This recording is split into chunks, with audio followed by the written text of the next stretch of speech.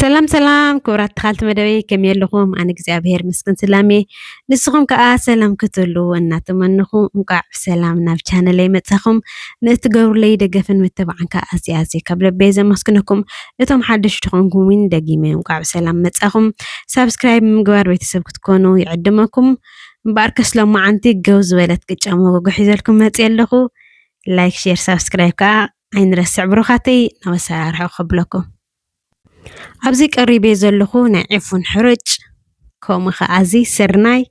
እዚ ከዓ ቡክቫይስን ማለት እዩ። ሎማዓንቲ በዘን ሰለስተ ሕርጭ ጌርና ኢና ቅጫና ክንሰርሕ። ሕጂ ኣብዚኣ ናይ መቆምጢዕተይ ቅጫ ጨው ጌረላ ከምኡ ከዓ ቁርተይ ዘይቲ ናይ ፉል ዘይቲ ዝሓለፈ ኣሪአኩም ነይረ ናይ ፉል ዘይቲ ከምኡ ተዘይቂም ኣለኹ። ዝደለናዮ ክንጥቀም ንኽእል ኢና ወላ እውን ዘይቲ ክንገድፎ ንኽእል ኢና። ቁሩብ ዘይቲ ተጌርና ኣለኻ ምቅር ይብል ኣነ ቁርተይ ተዘይቂም ኣለኹ ማለት እዩ። ሕጂ ንዓን ሕብር ኣቢለ ነቲ ጨውን ነቲ ዘይትን ከዓ እቲ ዓንቶይ ዘርኣኹም ሕርጭ ከዓ ናብኹ ግምጥለ እዚ ዕፉን ከዓ ድኹም ሕርጭ ኣሎ ዕፉን ኖርማል ገሊኡ ጥረ ዓይነት እምሽ እዚአን ከዓ ድኽም ዝበላ ብጣዕሚ እየን ፅቡቃት ኢና ይፀልአኒ ዘን ሕርጭ እዚአን ከዓ ኣሚግሮ ሰላትክን ዘማ ኣብዚ ዓዲ ዘለኹም ኣብ ስዊዘርላንድ ማለት እዩ። ቡክቫይሰን ከዓ ክንደይ ግዜ ብዙሕ ግዜ ሰሪሐሊ እየ ብቅጫ ገይረ ብቅጫ ፍትፍት ምስልሲ ገይረ ሰሪሐሉ ኣለኹ። ከም ሰላጣ ገይረ ደይተጣሕንቱ ጥሩዩ ማለት እዩ። ከም ሰላጣ ገይረ ከዓ ንሱ ከዓ ኣሪአኩም ነይረ እየ። ካልእ እውን ግሉተን ፍሪ ዝኾነት ሕርጭ ኣሪአኩም ነይረ ንዝኾነ ሕምባሻ ክንጥቀመላ ንኽእል ዲና ኬክ ክንሰርሕ ኢለኩም ነይረ ብሕምባሻ መስርሕ ኣሪአኩም ነይረ ኣብኡ እውን ቡክቫይሰን ኣትይዎ ኢለ ኣብኡ ከዓ ገሊፀያ ነይረ። ብሓፈሻ ግን ናይ ቡክቫይሰን ትሕዝቶ ዘለዎ ከዓ ኣብቲያ ናይ ቡክቫይሰን ሰላጣ ትብል ብዝርዝር እንታይን ከም ዘለዎ ንጥዕናና ኩሉ ትሕዝቶ ኣብኣ ገሊፀልኩም ኣለኹ። ኣብኣ ወሪድኩም ረኣይዋኹም ኣብታ ናይ ቡክቫይሰን ሰላጣ ትብል እቶም ዘይረኣኹማ ወይ ከዓ ሓደሽቲ ዝኾንኩም ነዛ ቻነለይ ማለት እዩ ብሩኻተይ ከምዛ ትሪእዋ ዘለኹም ቆቁሮ ማይ የንጥበላ ሽዑ ከዓ ድዕኽ የብላ ቀስ እንዳገበርኩ ድዕኻ ዘለኹ እቲ ማይ ከዓ ከየብዛሕኹ ድሕር ድዕኽ ኣቢልና ከዓ ምቁር እዩ ዝኸውን ትቅጫና ቁሩብ ኣድርቕ እንድሕር ኣቢልና ፍልይ መጎጎ ጣዕሙ ትፈልጥዎ ኢኹም ነገረኩም እየ ዘይክእል። ሕጂ ሕስይ እንድሕር ኣቢልና ከዓ ድተሓሰየን ደይተሓሰየን ቅጫ ይፈላለዩ ብጣዕሚ ፍሉይ መቐረት እዩ ዘሎ ከምዚ ጌርና ሕስይ እንዳበልና ቁሩብ ማይ ኣንጥብ ሕስይ እንዳበልና እንዳገበርና ሽዑ ከዓ ምስ ተሓዎ ምስ ረኸቦ ከዓ ግደፍዎ በሊዕካ ኣይፅገብን።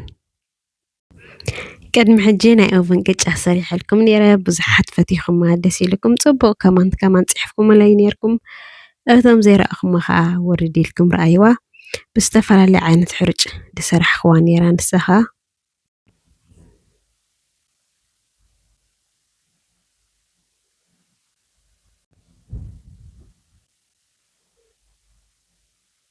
ሕጂ ፅቡቅ ገይረ ይሓሰዮ እቲ ክሓስዮ ከለኻ ክድዕኾ ከለኻሲ ኩሉ ሰዓታት ኣይኮንካን ትቆድሖ ምክንያቱ ንዓኹም ከዓ ነዊሕ ናስልቻ እውን ስለዝኸውን ሕጂ ፅቡቅ ገይረ ድዕኽ ኣቢለ ቅጥን ዝበለ ገይረ ዘለኹ እቲ ቡክቫይሰን ከዓ ቅድሚ ሕጂ እውን ገሊፀልኩም ነይረ ስትይ ዘብሎ እንድሕር ድርቕ ዝበለ እንድሕር ኮይኑ ገው እዩ ዝብል ሕጂ ቅጥን ዝበለ ገይረ ዘለኹ እዛ መጎጎይ ከዓ ቁርብ ኣርስን ኣቢልያ ፀኒሐ ሕጂ ክንካሳ ከለና ቁርባት ትሕት ኢና ነብላ ጌና ካሲስና ከይወዳንስ ተማእኸል ዘሎ ቀልጢፉ ክብለና ክበስል ይቀዲሙ ትሕት ኢሉ ወላ ህድ ኢሉ ክበስል ስለ ዘለዎ ንዓ ትሕት ኣቢልና በዛ ናይ ተቆምጣዕ ዝፀናሕኩ ናይ ቅጫ ገይረ ከዓኒ ከምዚኣ ጌርና ድርዝ ኣዴታትናስ ከመይን ዝገብራ ነታ መጎጎ ቅድም በቲ ናይ ቅጫ ዝቆምጣዕ ወይ ዝለወስኦ ጌረን ከምዚ ጌረን ነታ መጎጎ ውልውል እየ እንደብላ ሓቀይ እንዴ ተተጋጊ ኣርማኒ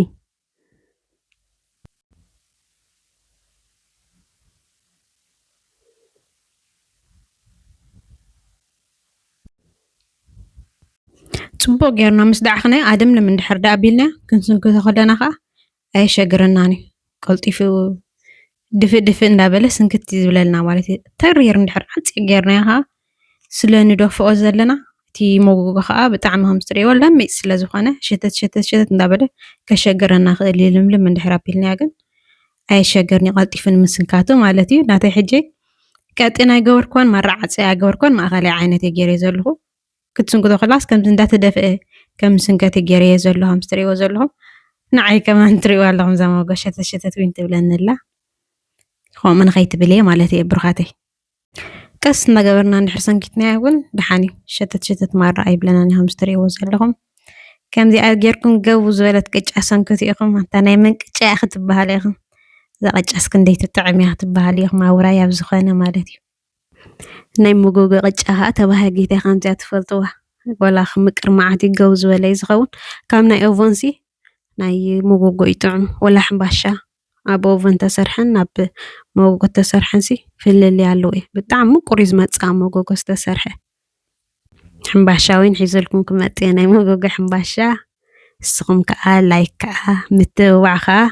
ኣይትረሲዕኹም ብሩኻተይ ንእትገብርለይ ከዓ ኣዝያ ኣዝየ እንዳመስገንኩ እየ ብሩኻት ኣሕዋተይ ቀስ እናገበርኩ ፅቡቅ ገይረ ካሲሰ ምልእ ኣቢለያ ኣለኹ እዛ መጎጎይ ከምዛ ትሪእዋ ዘለኹም ሕጂ ፅቡቅ ገይረ ንምፅምፅ የብል ኣለኹ ገና ትልመፅ ኣይኮነትን ዘላ ምስ ሰጠጥክዋ ማለት እየ ምስ ሰንከትክዋ ስንክት ምስ ኣበልናያሲ እቲ ማእኸል እዩ ገሊኡ ዕሙቕ ዝበለ ገሊኡ ብርክ ዝበለ ከይከውን ሰጢሉ እሞ ከዓ ማዕረ ንኩሉ ሓዊ ማንታ ንክረኽቦ ምስ ገርና ልምፅ እንዳበልና ከምዚ ዝገብሮ ዘለኹ ማይ እንዳጠማዕና ማዕረ ዓይነት ከም ድኸውን ሰጥ ዝበለ ከም ድኸውን ንገብሮ ተሓውና ከዓ ከምኡ ቀስ ኢሉ ከም ድስንከት ህድእ ኢሉ እንድሕር ዳኣ ተሰንኪቱ ወላ እቲ መቐረት እውን ኣሎ እንድሕር ዳኣ ዓዋ ኣቢልና ልብልብ ልብልብ ኢሉ ክወፅእ እዩ እቲ ውሽጡ ቀስ ኢሉ ተበሲሉ ህድእ ኢሉ ተበሲሉ ከዓ ምቁርን ጥዑምን ዝመፅእ ቀስ ጌርና እታ መጎጎና ከዓ ትሕት እናበልና ከከም ዓይነት መጎጎና ይፈላለዩን ብዙሕ ዓይነታት መጎጎ እየን ዘለዋ እንዳረኣና ማለት እዩ እቲ ከመይ ረሲና ኣላ ከመይ ትረስና ኣላ እንዳተሓትና ክንከይድ ንኽእል ኢና ዓው እንዳበልና ክንከይድ ንኽእል ኢና ሓዊ በዚሕዎን ውሒድዎን ኣሎስ ኣብኡ ከሎ ስለ ዝርዳእና ስለንፈልጦ እንዳወሰኽና እንዳጉደልና ማለት እዩ ብሩኻተይ ሕጂ ኣነ ኣይከድኖን እየ ቆልቃጫ ክሰንክት ከለኹ ከፊት እየ ድስንክት እቲ ሓፋ እቲ ናቱ ማይ ከምዚ ሽሉቕ ኢሉ ማይ ክገብር ኣይደልን እቲ ናቱ ማይ ቀስ ኢሉ እንዳወፀ ብትሑት ሓዊ እንዳገበርኩ እየ ድስንክቶ ድርቕ ዝበለን ገው ዝበለን ማእንታ ክኾነለይ ቀስ ኢሉ እቲ ናቱ ሓፋ እቲ ናቱ ማይ እንዳወፀ ድሕር ከፊት እየ ማለት እዩ እንድሕር ዳኣ ከዲናዮ ግን እቲ ማዩ ሽሉቕ ገለ ስለ ዝብል ኣነ ሕጂ ከምኡ ገይረ ድስንክት ኣይከድኖን እየ ሽዑ እንታይ ይኸውን መሲልክን ገው ዝበለ በቃ ድሩቕ እዩ ዝኸውን ከምዚ ጌርካ ከፊትካ እንድሕር ዳኣ ሰንኪትካ ወላ ክንከድኖ እውን ንኽእል ኢና ከከም ድሌትና ብሩኻተይ ግን ከምዚ እየ ድስንክት ኣነ ክፍታ ኢለ ስንክቶ ዝቕጫ ክስንክት ከለኹ ኣይከድኖን ከምኣ ጌራ ስጋ ትውዳእ ካብ መጀመርታ ስጋ መወዳእታ ወይ ናብቲ መጀመርታ ከዲና ምስ ለመፅናያ ግምጥል ምስ ኣበልናያ ከፊትና ጥራይ ክንሰርሕ ንኽእል ኢና ከምኡ ይከኣል እዩ ከምዛ ናተይ ሜላ ከዓ ክትጥቀመላ ትኽእላ ኢኽን ብሩኻተይ ብጣዕሚ ደረቕ ዝበለ ፅቡቕ ክኾነልና ማለት እዩ እቲ ማዩ ተሃፋ ናይቲ ቅጫ እቲ ማይ ናይቲ ቅጫ ይወፅእ ማለት እዩ ኣይዕበጥን ሽዑኡ ድሩቕ ክኸውን ትቅጫ ሕጂ ከምዛ ዝረኣኽና ኣብ ከለኹ ርኢ እንዳበልኩ ከመይ በሲላ ኣላ ሓዊ እንዳረኣኹ ከምኣ ገይረ ርኤ ከምዛ ትሪኣ ዘለኽን ከዓ ፅብቕቲ ገይረ ይልምፅ ኣለኹ ካብ ኩሉ ክንልምፅ ከለና ከዓ ጫፍ ጫፉ ከምዚ ትሪኦ ዘለኹም ኩሉ ክረኽቦ ኣለኹ እቲ ጫፍ ብፍላይ እቲ ከንፈሩ እሱ እንድሕር ዳኣ ደይተለመፀ ፃዕዳ ኮይና እትወፅእ ኣብ ቅጫ ኣይጠፍአክኒ ትፈልጦ ኢኽን ድዕለይ ብሩኻተይ ግን ሓንሳ ወይን ሓደሽቲ ድሕር ዳኣ ኣለኽን ኮንክን ክንኸነገረክን ንኸዘኻኽረክን ኢለ እየ ብሩኻተይ እቶም ንፈልጦ ከዓ ንፈልጦ ኢና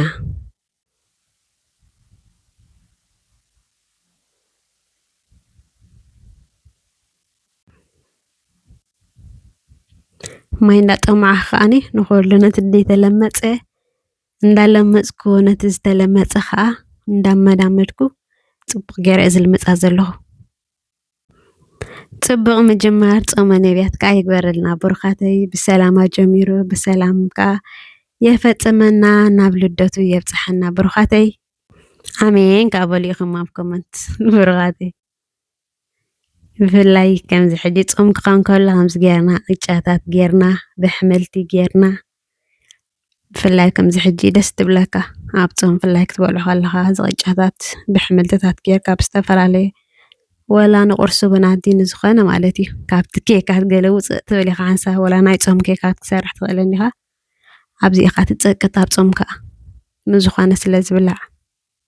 حجام زازر أخوما لمتس أبيلها قمت إلني على قجانا رأيوا بلو حوي أمثيل هذا اللي ختصبق معت حبرة تصبق جرا بسيلة كم زبالكم جيزي هبة تي حوغا أتحت تابيله حجين دحر أبرت عبيلنا تما أخلو تراي قرر كبلنا يخلي دحر أتحت تابيلنا جن ولا تجاف ولا سو تصبق جرو حوهم درخبا مالتيو دحر كم زاز بالكم عوابلنا جن تام أخل تراي حرر كتبلنا تخيليا كن سنكتو خلنا سبت ما أقاس لنا الجمر نعي أقدم حاوز رخبة حاجة قد إفاس أتبسل ما حاجة تينا نقبر أتحت تابيلنا حاوي تصبق جرو خمز رخبة نخلو شو بحسب مع رحد عينتي يزبسل كم ستري وزر لهم زاناتي مالتيو بتجافو خا جاف قال حاودي رخبان دحر الله خا عزر ندابنا همزة زرعهما أفتي جافو حاو خن وقعن خلينا برخاتي كم زازر أخما ودي على بزيئة كم زي أجرناها قريبنا لنا قجنا تخلى بين لخمزانا يديتاتنا كجاسن كنت مسبلة تخلي نسبلها همزة أجرن نهلتكم حاو مسيلة خطبة معات نقدم بلو ريحكم برا أبيدكم مقبلكم يرى أشكر سبيل همزانا ديتاتنا سجبرة